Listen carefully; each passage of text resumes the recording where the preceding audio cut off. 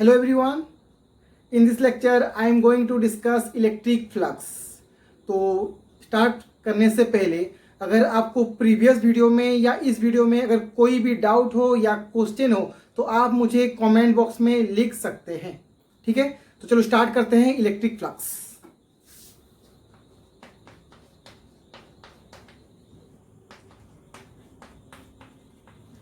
Electric flux. Okay, electric flux start करने से पहले हमको देखना है फर्स्ट एरिया. तो फर्स्ट क्वेश्चन ये है कि एरिया स्केलर होता है या वेक्टर होता है. ये मैक्सिमम स्टूडेंट को डाउट होगा कि वो समझते हैं कि area is a scalar quantity but area is a vector quantity. पहले देखो एरिया. एरिया क्या होता है आपका? Vector quantity.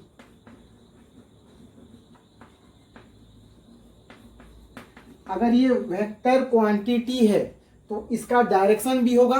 तो डायरेक्शन होता है परपेंडिकुलर टू सरफेस. अगर मैं बोलूं कि ये है आपका एरिया, ये हो गया आपका एरिया, तो इसका जो डायरेक्शन होगा that is your perpendicular to surface. ये हो गया आपका सरफेस. तो direction of area is perpendicular to surface. तो अवे फ्रॉम द सरफेस और इनसाइड द सरफेस, दोनों में से कोई भी पॉसिबल है. अगर मैं बोलूं ये हो गया आपका एक्स एक्सिस, ये हो गया आपका वाई एक्सिस और ये हो गया आपका जेड एक्सिस.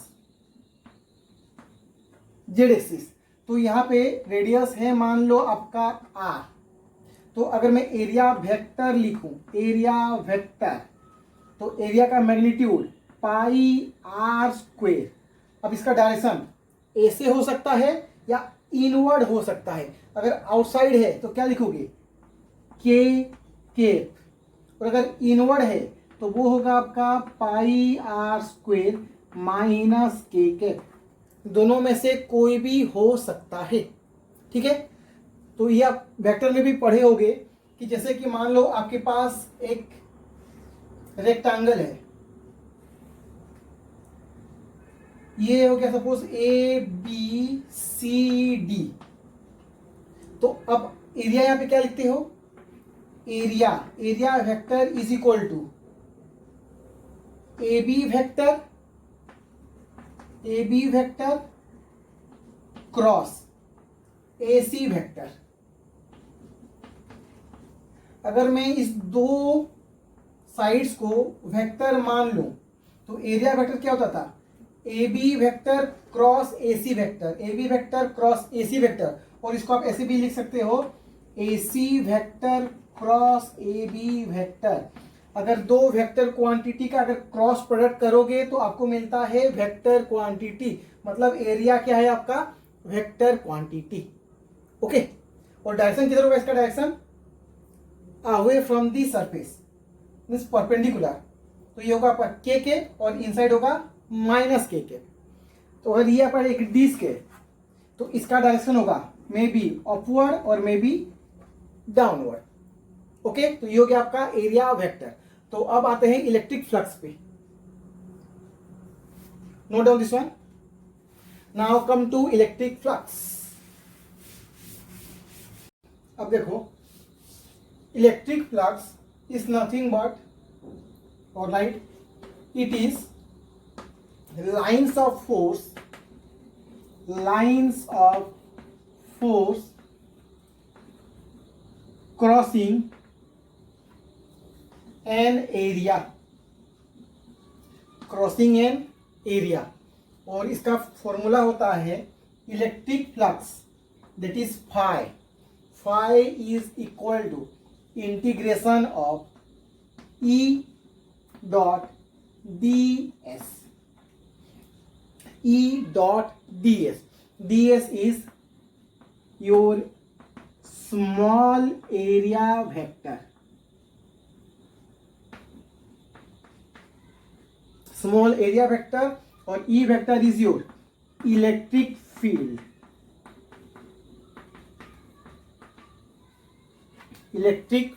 तो अब देखो अगर इलेक्ट्रिक फील्ड या एरिया कांस्टेंट है तो इसको आप सिंपली लिख सकते हो E dot A.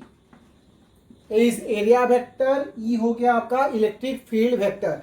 Now dot product of two vector can be written as E into A cos theta. E dot A is E A cos theta. ये हो गया आपका फ्लक्स. आप कुछ भी लिख सकते हो. तो यहाँ पे जो थीटा है वो क्या है? Theta is the angle between E vector and area vector. Theta ये याद रखना, ये थीटा होता है angle between, not E and A, E vector and A vector. Area vector और ई वेक्टर के बीच में जो एंगल होगा that is your theta. Okay. तो अब देखो डॉट प्रोडक्ट, ये दोनों वेक्टर हैं, तो dot product of two vector is a scalar quantity. Dot product of two vector is a scalar quantity. तो फाई क्या होगा आपका? Scalar. Flux is your scalar quantity. Okay. इसकी वैल्यू आपका पॉजिटिव भी हो सकता है, नेगेटिव भी हो सकता है और जीरो भी हो सकता है. That depends on your theta. Okay. According to theta ये पॉजिटिव, नेगेटिव, जीरो कुछ भी हो सकता है. Note down.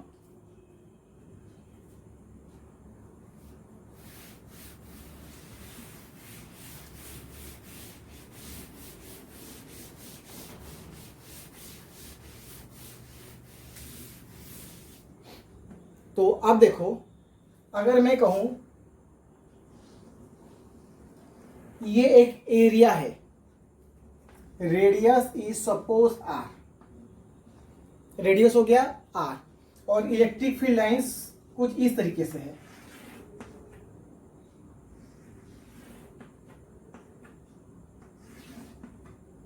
These are the electric field lines.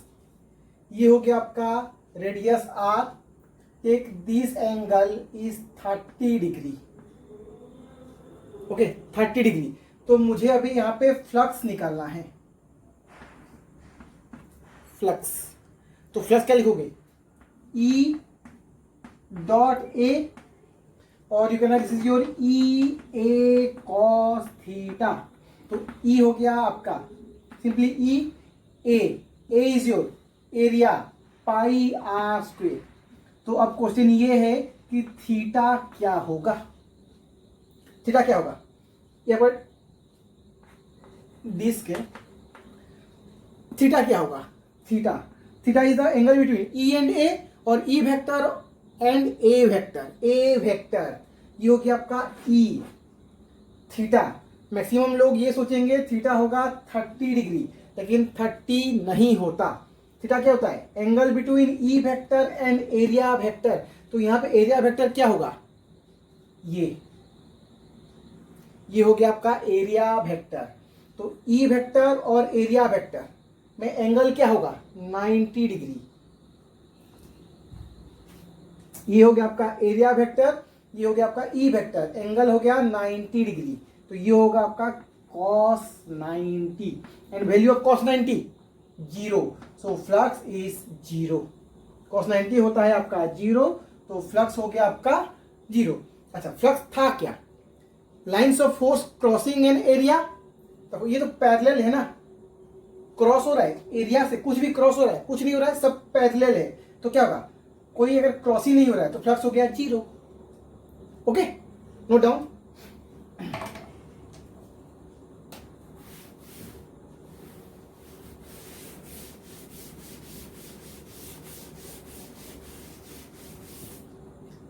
अब देखो और एक राइट वन क्वेश्चन.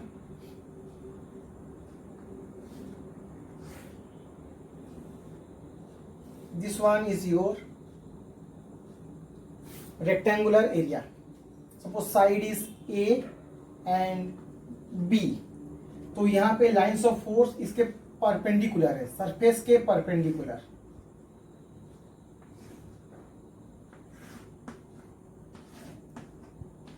इस तरीके से है इलेक्ट्रिक फील्ड लाइंस. तो अब बताओ यहां पे फ्लक्स क्या होगा? फिर से लिखोगे आप ई ए कॉस थीटा. ये हो गया आपका ई. एरिया क्या होगा? ए इंटू बी, स्मॉल ए इंटू बी कॉस. अब यहां पे थीटा क्या होगा? देखो यहाँ पे थीटा, ये हो गया आपका इलेक्ट्रिक फील्ड लाइंस। तो एरिया वेक्टर, तो यहाँ पे जो एरिया वेक्टर लोगे ये हो गया आपका एरिया वेक्टर। तो एरिया वेक्टर और ई वेक्टर में एंगल हो गया 0, तो cos 0, cos 0 क्या होता है 1, तो 1 तो 5 हो जाएगा आपका E A B cos 0, that is E A B. Clear, note down.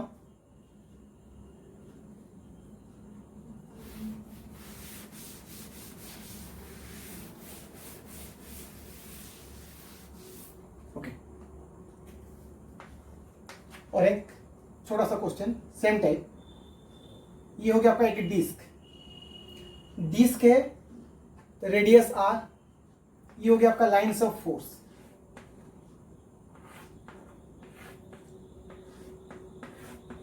Lines of force E, तो यहां पे क्या लिखोगे फ्लक्स, अगेन लिखोगे flux is equal to E into area, area is pi R square cos, angle क्या होगा ये हो गया आपका ई, ये हो गया आपका ए, दोनों का डायरेक्शन सेम है, direction same means angle 0, and answer is E pi R square.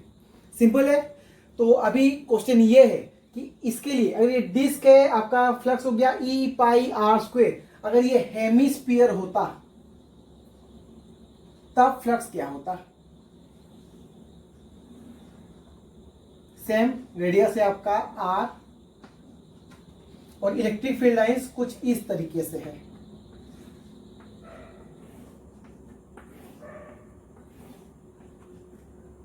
Okay, ये आपका हेमिस्फीयर है, हेमिस्फीयर। अब बताओ यहां पे फ्लक्स क्या होगा।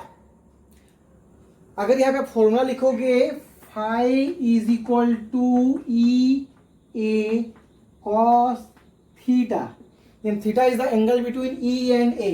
तो अब यहां पे देखो एरिया का डायरेक्शन हर पॉइंट पे डिफरेंट होगा, हर पॉइंट पे डिफरेंट होगा।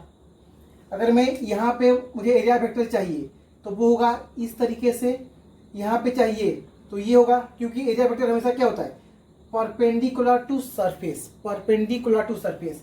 तो अगर मुझे यहाँ पे चाहिए तो ऐसे होगा, यहाँ पे चाहिए तो ऐसे होगा। तो हर पॉइंट पे एरिया वेक्टर का डायरेक्शन डिफरेंट है, ठीक है, मीन्स एरिया आपका कांस्टेंट नहीं है। अगर कांस्टेंट नहीं है तो इसको लिखोगे आप phi is equal to integration of E D A, E D A और E D A cos theta, E D A cos theta. ठीक है, तो स्टार्ट करते हैं, कैसे सॉल्व करेंगे इसको। देखो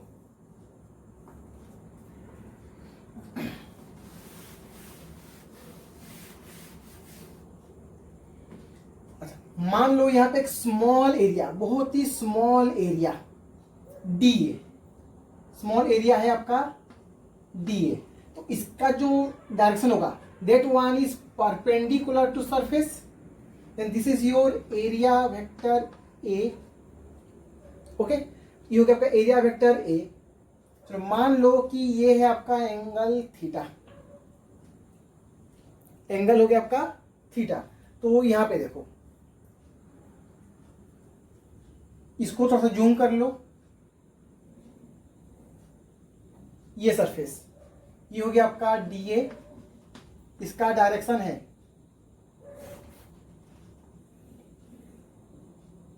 ऐसे, डी ए वेक्टर। तो अब देखो ये एंगल है थीटा। अगर एरिया आपका वेक्टर क्वांटिटी है तो आप एरिया को 2 रेक्टेंगुलर कंपोनेंट में डिवाइड कर सकते हो। तो ये हो जाएगा आपका डी ए कॉस थीटा और ये होगा आपका डी ए साइन थीटा। तो अब क्वेश्चन ये है कि हमने तो इसको कंपोनेंट ले लिया, तो एरिया होगा कैसे। अगर ये आपका डीए है, डीए है तो डीए कॉस थीटा हो जाएगा इसका प्रोजेक्शन ऑन दिस प्लेन, इसका प्रोजेक्शन यहां पे, इसका प्रोजेक्शन अलोंग वाई डायरेक्शन और in this perpendicular plane, D A cos theta का परपेंडिकुलर प्लेन में इसका जो प्रोजेक्शन होगा that one is your D A cos theta, और हॉरिजेंटल में जो प्रोजेक्शन होगा that one is your D A sine theta. ये हो गया आपका डी ए कॉस थीटा और ये हो गया आपका डी ए साइन थीटा। ठीक है, तो यहाँ पे देखो अगर इसका प्रोजेक्शन ये हो रहा है तो इसका जो प्रोजेक्शन होगा वो यहाँ पे कहीं पे होगा, ये हो गया प्रोजेक्शन। तो सारे एरिया का अगर आप प्रोजेक्शन लोगे तो वो आपका होगा ये area, that is circular area. Okay, अगर आपका कर्व सरफेस का अगर आप कंपोनेंट लेते जाओगे तो जो प्रोजेक्टेड एरिया होगा वो होगा आपका ये कर्व एरिया। क्लियर, ये समझ में आया? इसका जो कंपोनेंट है वो हो गया ये, means projection of D A cos theta, D A cos theta हो गया ये। तो इसका भी सबका अगर डी ए कॉस थीटा करोगे तो वो आपको मिल जाएगा ये area. Then you can write this your phi is equal to E integration of D A cos theta, D A cos theta. तो सबका अगर D A cos theta term का इंटीग्रेट करोगे तो आपको मिलेगा ये area, that is your called projected area, and projected area is your pi R square. ये हो गया आपका pi R square. Clear, and this area is called your projected area. ठीक है, चलो ड्रॉ कर लो इसे। अच्छा, प्रीवियस में भी आपका आंसर था ई पाई आर स्क्वेयर, यहां पे भी है ई पाई आर स्क्वेयर। इसका मतलब ये हो गया कि ये हमेशा सिर्फ प्रोजेक्टेड एरिया पे ही डिपेंड करता है और किसी पे भी डिपेंड नहीं करता। तो अगर लाइंस मूव हो रहे हैं तो डिस्क हो या हेमिस्फीयर हो, हमेशा फ्लक्स सेम होगा। जैसे कि मान लो ये हो गया आपका इलेक्ट्रिक फील्ड लाइंस, इस तरीके से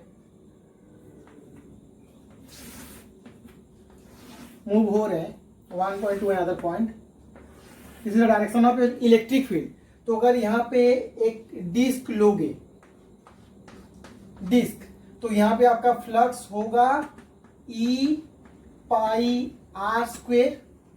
अगर यहाँ पे आप एक हेमिस्फीयर लोगे,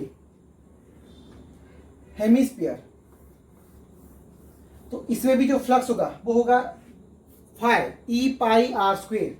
अगर यहाँ पे अगर कोई डिफरेंट टाइप का भी अगर एरिया लोगे, मान लो ये ऐसा एक एरिया है, तब भी फाई क्या होगा E pi R square. Note down,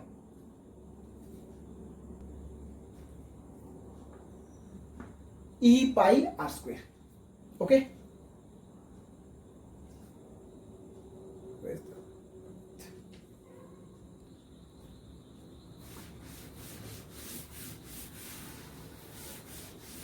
तो अभी तक जो भी हमने फ्लक्स देखा वो किसके लिए देखा था? ओपन सरफेस के लिए। ठीक है, मीन्स 2D सरफेस। अभी हम देखेंगे 3D सरफेस के लिए और क्लोज सरफेस के लिए। तो देखो अभी क्लोज सरफेस, जैसे क्लोज सरफेस क्या होगा आपका?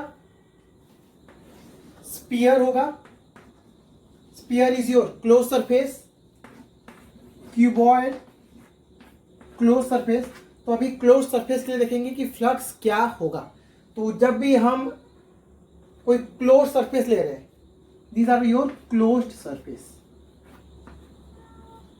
Whenever I take closed surface, then direction of area vector is always away from the surface. अगर मैं यहाँ पे मुझे चाहिए area vector, that is your away from this surface, away from this surface, perpendicular to surface and away from the surface. Similarly, अगर मैं इस surface के लिए अगर एरिया वेक्टर लिखूंगा, then that one is your away from this surface. इसके लिए क्या होगा? अभी डाउनवर्ड, इस सरफेस के लिए लेफ्ट साइड, इस सरफेस के लिए राइट साइड, और इस फ्रंट सरफेस के लिए अवे। ओके, तो area vector is always away for closed surface. Clear, लिख लो, area vector is always away from closed surface, closed surface। ठीक है,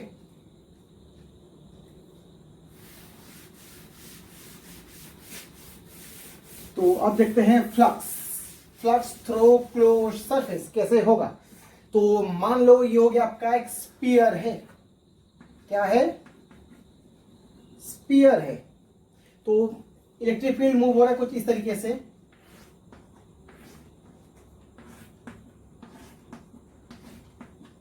इस तरीके से।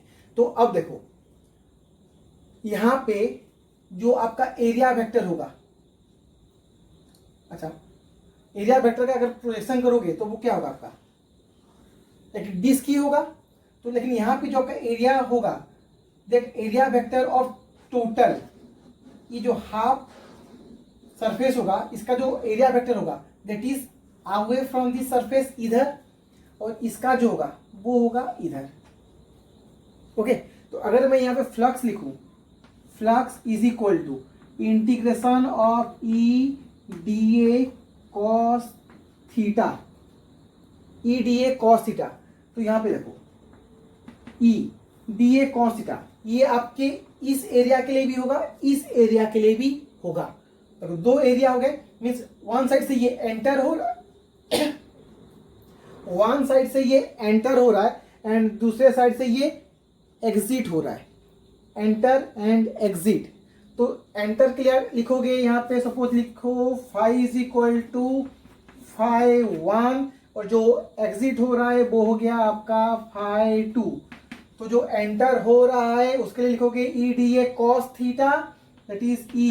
प्रोजेक्टेड एरिया क्या है, रेडियस मान लो R, then projected area pi R square, pi R square. तो कॉस थीटा, यहाँ पे थीटा देखो ये हो गया आपका ई, ये हो गया ए, दोनों का डायरेक्शन ओपोजिट। अगर डायरेक्शन ओपोजिट है तो थीटा होता है 180। अब इसके लिए देखो ई पाई आर स्क्वेयर, ये हो गया आपका एरिया वेक्टर, ये हो गया आपका ई वेक्टर, दोनों सेम डायरेक्शन है। अगर सेम डायरेक्शन है तो एंगल होता है 0 डिग्री। तो ये हो गया आपका minus E pi R square, और ये हो गया plus E pi R square. The net flux is 0। Okay, जितना एंटर हो रहा है उतना ही आपका एमिट हो रहा है। The net flux is 0। कभी भी अगर क्लोज सरफेस में जितना इलेक्ट्रिक फ्लक्स एंटर हो रहा है और उतना ही एमिट हो जाए तो फ्लक्स हमेशा क्या होगा, 0। Note down.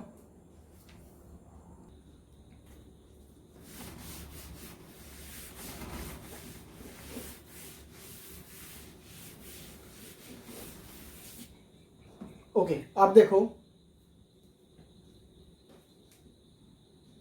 मान लो ये हो गया आपका एक क्यूब है,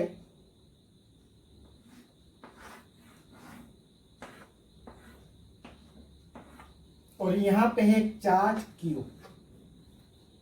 ठीक है, तो अब क्वेश्चन ये है find out flux which is passing through Q due to Q charge. तो यहां पे क्यू चार्ज है, तो क्या क्यू चार्ज हर डायरेक्शन में इलेक्ट्रिक फील्ड प्रोड्यूस करता है?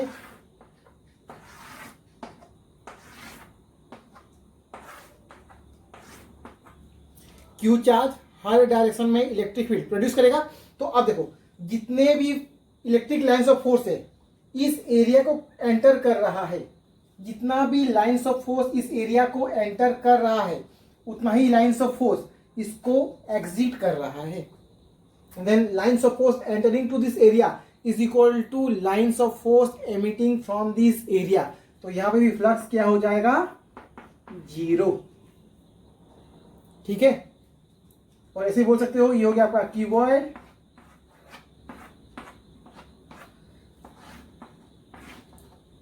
जितना लाइंस ऑफ फोर्स एंटर हो रहा है उतना ही बाहर जा रहा है, तो फ्लक्स हो गया 0। क्लियर? ड्रॉ कर लो इसे भी।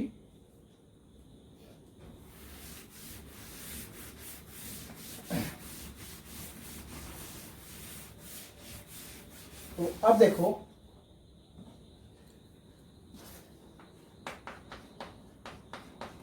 इलेक्ट्रिक फ्लक्स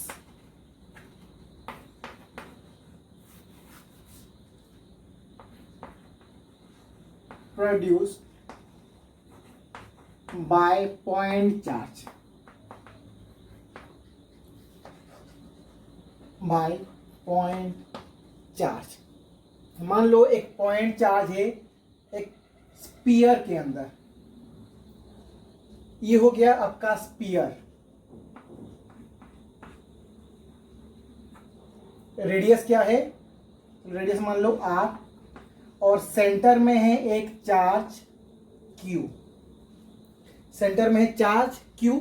तो अगर एक चार्ज q है तो एक चार्ज इलेक्ट्रिक फील्ड प्रोड्यूस करेगा, that is away from the charge in all direction.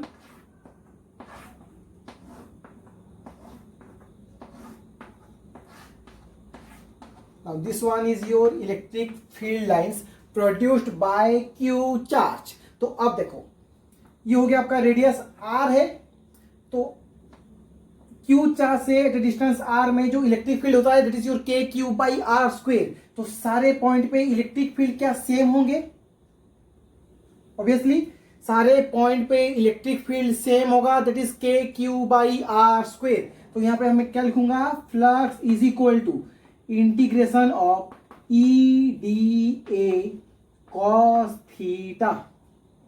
तो कोई भी एरिया मान लो, अगर मैं यहां पे एक एरिया ले लूं, छोटा सा एरिया, तो यहां पे एरिया वेक्टर किधर होगा, इसी डायरेक्शन में होगा, दोनों का डायरेक्शन सेम है, मींस एंगल इज 0 डिग्री।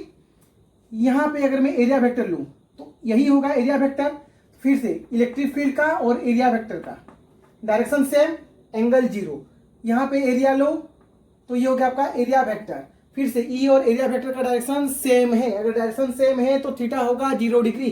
तो सबके लिए theta is 0, that is integration of E D A cos 0, cos 0 होता है 1। नाउ हर पॉइंट पे इलेक्ट्रिक फील्ड कांस्टेंट है, take outside because electric field is constant at each and every point, so integration of E D A, तो phi is equal to, अच्छा E क्या है, at a distance r पे electric field क्या होता है, के क्यू, अच्छा के क्या होता है आपका 1/4 pi epsilon naught, that is K Q by R square. Now if you integrate D A, अगर डी ए को इंटीग्रेट करोगे तो क्या आपको ये टोटल एरिया मिलेगा, you get total area and total area is 4 pi r square। तो यहां पे देखो r square cancel, 4 pi cancel, तो बचा क्या, flux is equal to q by epsilon naught, flux due to point charge, flux due to point charge, flux due to point charge, that is phi equal to q by epsilon naught। अच्छा यहां पे देखो ये जो expression है phi is equal to q by epsilon naught and this one is independent of radius। क्या ये expression radius के ऊपर डिपेंड करता है, नहीं करता। अगर रेडियस के ऊपर डिपेंड नहीं करता है तो बोल सकते हो कि इस सरफेस के लिए जो फ्लक्स है इस सरफेस के लिए भी सेम फ्लक्स होगा, क्योंकि ये आपका आर पे डिपेंड नहीं करता, रेडियस पे डिपेंड नहीं करता, और सिंपली आप बोल सकते हो कि आपके क्लोज सरफेस पे डिपेंड नहीं करता। तो इसमें भी फ्लक्स क्या होगा, क्यू बाई इप्सिलॉन नॉट। अगर मैं यहां पे एक क्यूब ले लेता, मान लो कि ये हो गया आपका एक क्यूब है, क्यूब ले लो या पैरेललोपिपेड ले लो, तो इसमें भी जो फ्लक्स होता वो फ्लक्स क्या होता, q by epsilon not, and this expression is independent of configuration of your close surface. ठीक है, नोट डाउन।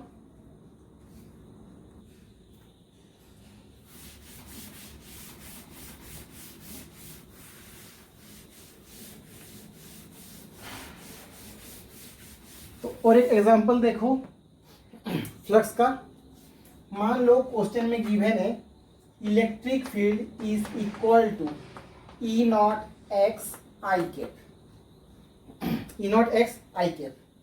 तो मान लो कि आपके पास एक है cube,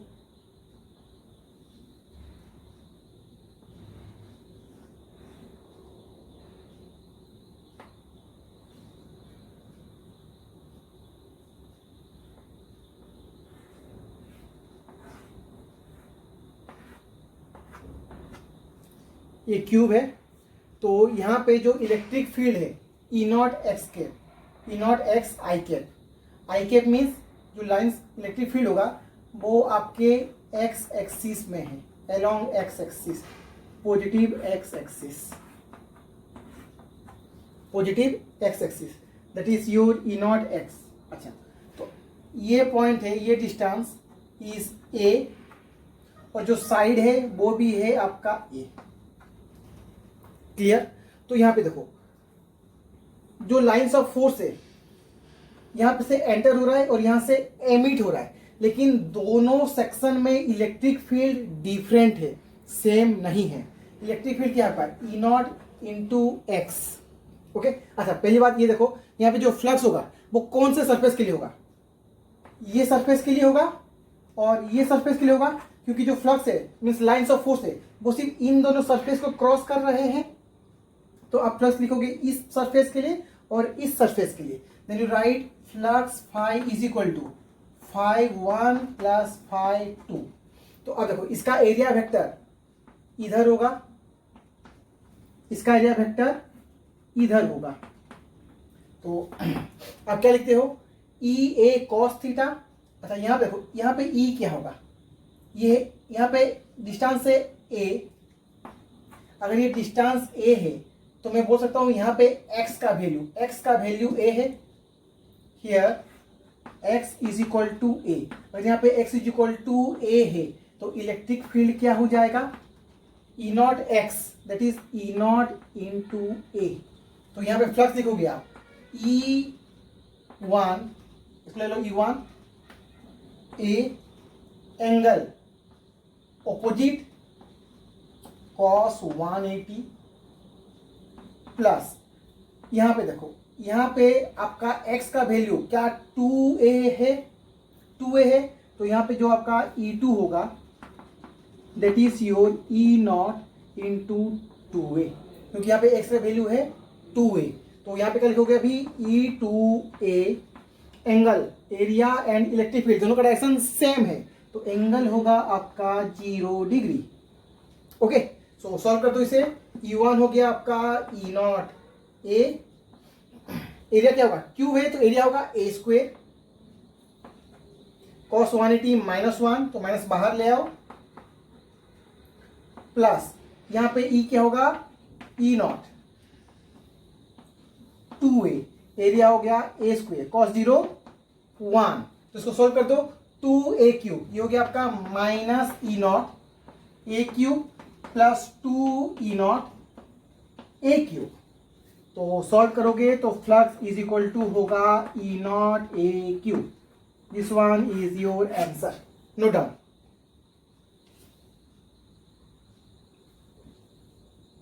Okay, now for today your class is over. If you have any doubt or any query, then simply ask me in comment box.